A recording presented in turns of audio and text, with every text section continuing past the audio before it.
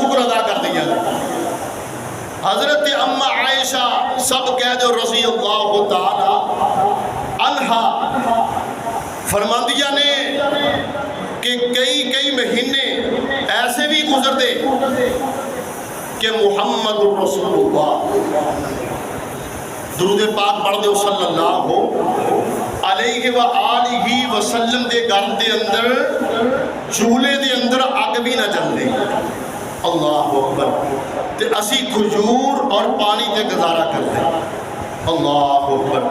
اس ساڑھے واسطے بہت بڑا درس ہے کہ اگر ساڑھی آمدنی کم ہے جو رب العالمین سانو عطا کر رہے نے اسی ادھے تے راضی ہو جائیے۔